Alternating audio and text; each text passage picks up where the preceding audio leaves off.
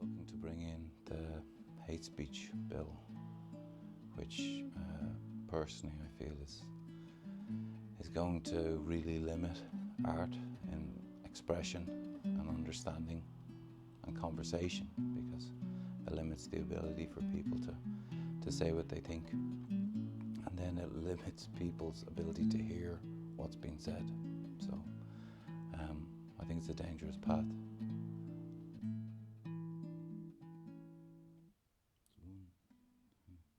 I think the bear represented why this sentiment is a loving sentiment.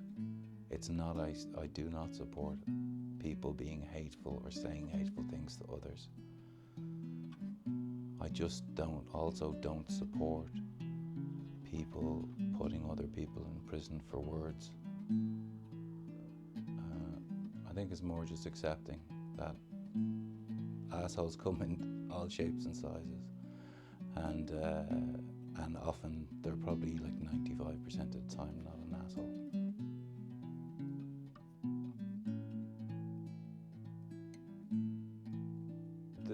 The main issue I would kind of argue with this kind of legislation is that the government that's in now will have a particular understanding as far as they're concerned of what terms are considered hate speech, what situations are considered hate speech.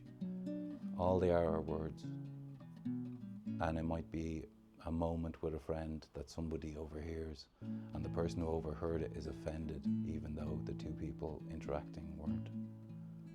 That's a visit by the guards. And going the way we're going with technology and the availability of data, I'm sure it's going to go on a record, which in future may get pinged to particular job opportunities that you may want to take up. I think it's dangerous.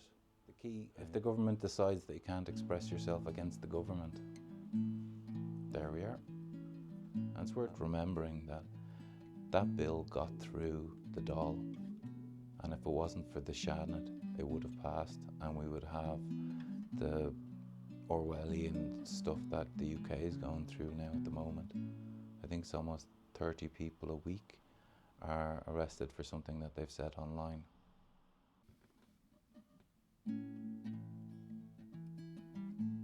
And TCAFO was a term which I came up in the kitchen making tea, and it was just short for they can all feck off, which in the song became feff off, for other people's issues, essentially.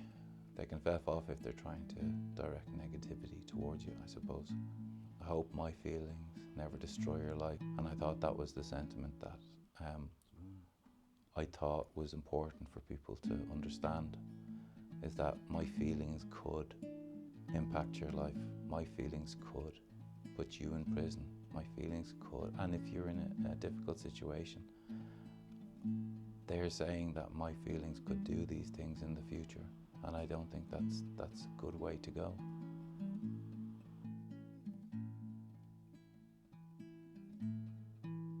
I released a song last year working with Gavin Cook, a song in Irish called Solace. When we released that, it was very heavy on my mind, and I actually thought, if I don't express these thoughts now, in 6 months I may not be able to. And it's just particular understandings of the world that I have, and they resonate with other people and others they don't. Changing or controlling, restricting expression, it's just it leads to an uninformed society, because they don't have that interpersonal experience of discussing difficult subjects. They only get the information from media and the likes.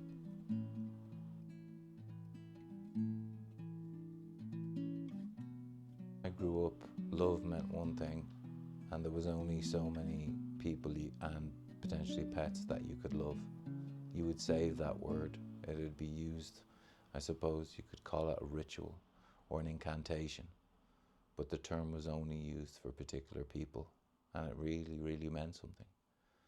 But we're now in a situation where in society it's used as a filler word to remove any true degree of understanding and just have a catch-all term for, I suppose, appreciation or like, when like is absolutely fine to use if you've got nothing else. But love, once they kind of stole love from the common lexicon, or at least altered its term to be nothing, then hate was very easy to follow. Hate can then mean anything.